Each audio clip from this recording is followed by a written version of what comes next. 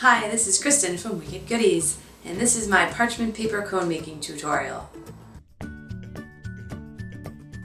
Parchment paper cones can be used to pipe buttercream frosting decorations.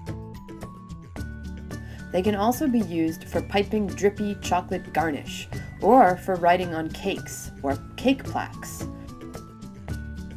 They work best for piping on the vertical sides of cakes or gingerbread houses. They also work great for piping tiny details onto edible figurines.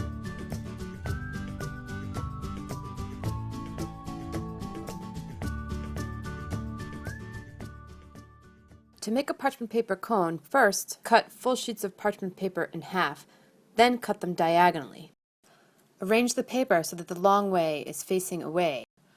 The tip of the cone will end up being right about here. Hold the left side of the triangle down with your left hand, and with your right hand pull the right hand side of the triangle around into a cone shape.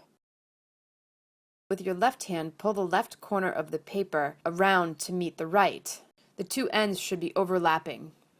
Grip the ends between your thumb and forefinger and rub them together to tighten the tip of the cone. Fold the excess paper inside the cone and tuck it away. Rip the part of the cone where the two pieces overlap. Fold one side in and one side out. Paper cones can be made in advance and stored nested together. Here's some melted chocolate. I like to use a small cookie scoop to deposit the chocolate into the paper cone. Fold back each corner, then roll the end down like a tube of toothpaste. Before decorating a cake, cut the tip of the cone with scissors, then test the chocolate on a scrap of parchment paper. Parchment paper cones can also be used with piping tips if needed. Here I'm using a small V-shaped tip to pipe green leaves with royal icing onto the side of a gingerbread house.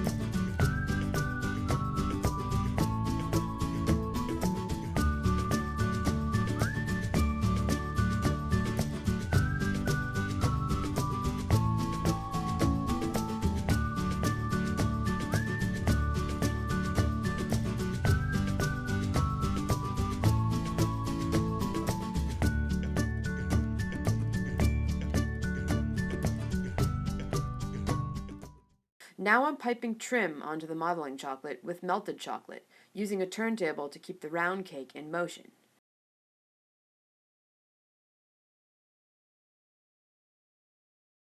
It's trickier to pipe onto the side of a cake. If the chocolate is too thin, it can be thickened by seizing it just slightly. To seize it, mix in a drop or two of water or sugar syrup. If the melted chocolate is too thick to begin with, it can be thinned with a little vegetable oil. Every kind of chocolate is different, so you have to do this by feel.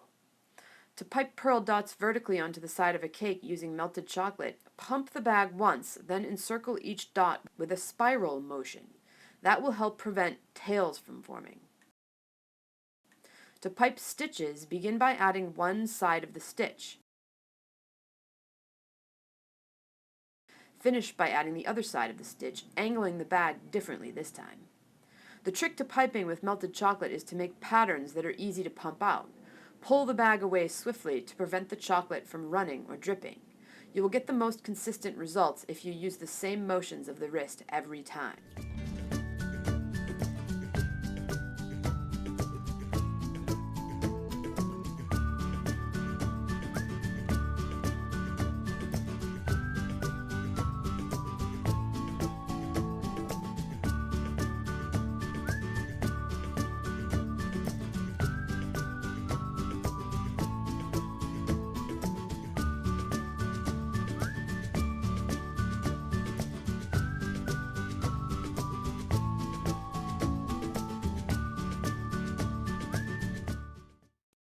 The best sized bag for cake writing is a small one, with only a little bit of chocolate inside of it.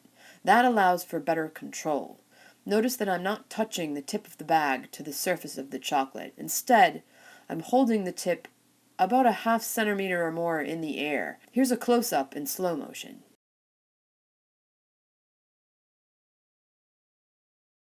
Now, it's a good idea to begin all phrases in the middle when cake writing. So, for instance, Happy Birthday, Catherine begins with the word birthday. It helps center the message so that you don't run out of room. Note that I'm not crossing all of the T's or completing every letter, but rather first I'm laying down the framework for the words. I do this because it helps me focus on the spacing. Then I go back to complete the smaller details afterwards. My goal with this wonky style of writing, on this type of small plaque of modeling chocolate, is to fill the blank canvas with as much chocolate as possible, really maximize the space. So any place that I can tuck the letters of one word into another, I'm doing it here.